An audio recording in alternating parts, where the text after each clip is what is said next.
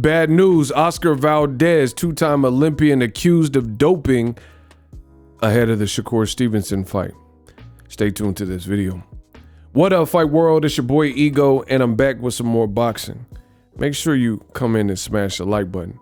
Now, Oscar Valdez versus Shakur Stevenson, great fight. Long time coming. Shakur has constantly called out Oscar Valdez, and seemingly it wasn't until Terrence Crawford decided to sue Bob Arum, claiming racial injustice and failure to promote him as a black fighter, that this fight manifested. If you guys remember, Bob Arum did interviews and he was saying that Oscar Valdez, he wants to see him fight Navarrete, and he wants to see Shakur Stevenson fight Berchelt. Luckily, Bob Arum and Top Rank came to their senses and made the fights in the order that they did for whatever reason, because Berchelt looked terrible after the Oscar Valdez KO, which was dramatic in fashion. I think Berchelt, he fought against Nakathila, an African fighter that Shakur Stevenson had already beat, and Valdez had beaten Miguel Berchelt. So it's like the two leftovers off of losses fought each other, and now we're getting the better fight, the unification. So I didn't really like the Navarrete situation because he's not even of the weight class. Why not make a unification, Shakur Stevenson, Oscar Valdez? Again, glad that Top Rank reconsidered, and instead of putting Shakur in with Berchelt, especially how he looked, he got stopped in his last fight. Again, 2 stoppages in a row after moving up. I think it just made more sense to make the fight that's made, Oscar Valdez Shakur. Now, Top Rank posted in preparation of this fight, they posted some archive footage of when Oscar Valdez had a meeting, or like he was behind the scenes after his fight and getting some tutelage from boxing star CANELO Alvarez of Mexico. And that's his teammate. And Top Rank posted that video, you know, when he was in Phoenix. Canelo came out to support his gym mate, his stablemate. And then Top Rank says, get you a teammate like Canelo, pretty harmless. Didn't seem like anything crazy. But then the first comment that got a lot of likes was former Oscar Valdez foe, ROBSON CONCECAIO, and his verified page. What he said is, boxing is intelligence and strategy, not doping. And then he put all flames. So I don't know if that was directed at both Canelo and Oscar Valdez, because they both failed various drug tests for different reasons. Canelo was supposed to fight Triple G in a rematch, and then it was found he had clenbuterol, a banned substance, in his system. Canelo Alvarez blames the meat. He said he was in Mexico and he ingested some steak, which in certain parts of Asia and Mexico have trace elements of clenbuterol. So that's what he claimed. And then the fight was canceled or postponed for 6 months or so. Canelo had a 6-month suspension, no fine, and then he came back and fought Triple G and beat Triple G. Oscar Valdez, more recently, something different.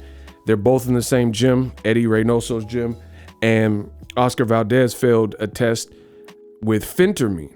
And in his failed test, there was this controversy as to his fight with the guy who just made that comment, ROBSON CONCECAIO. Will it be allowed to continue? And the WBC and the tribe, it was like on an Indian reservation, they had basically decided that who cares? We'll let Oscar Valdez fight on, because he's claiming that he drank some herbal tea and gave up coffee.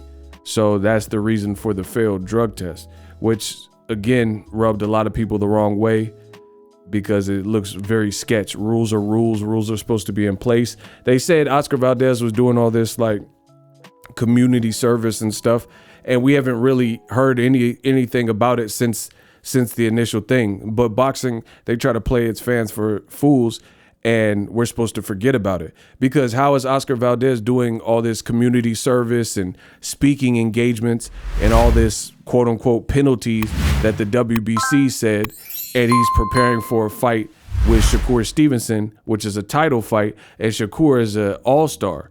You know, he's a rock star. He's going to be hard to beat and stuff like that. So how can you make time to be training for an elite level fight against someone as great as Shakur Stevenson, even though he's very young, and still be doing all this other stuff?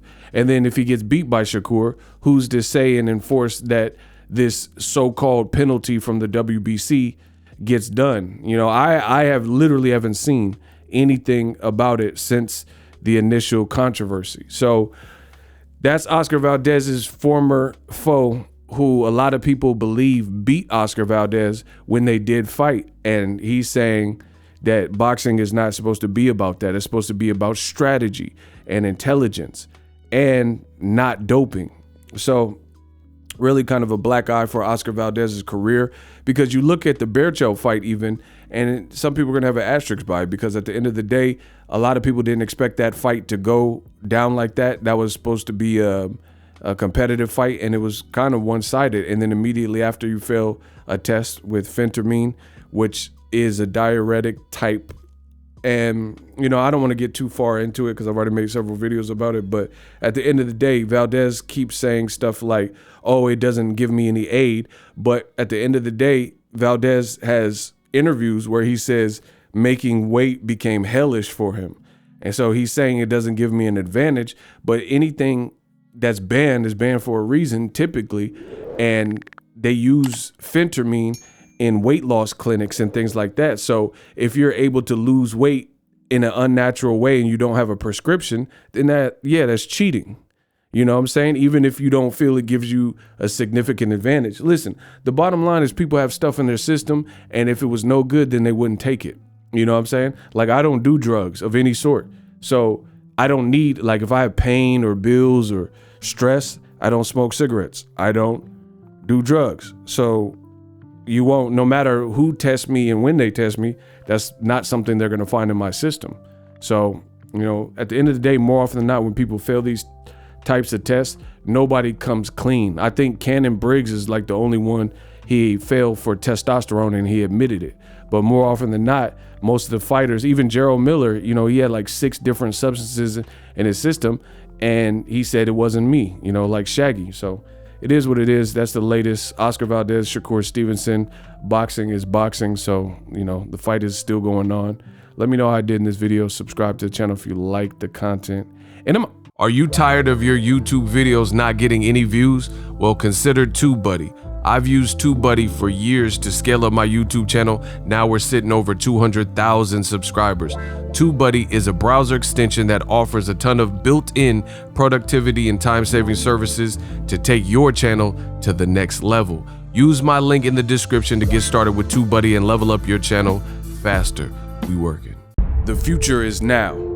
The Hibernation 5s by Kenichi Bear. Hybrid gaming and lifestyle headphones. Out of the box, you can connect to any console or PC, Bluetooth ready, with a low latency USB adapter, color RGB, and extreme bass mode. The Hibernation 5s adjust to you. Whether you need a gaming, travel, gym, or lifestyle headphones, the Hibernations got you covered. The new Hibernation 5s, link in the description. Customize the way you hear the world. Welcome to the nation.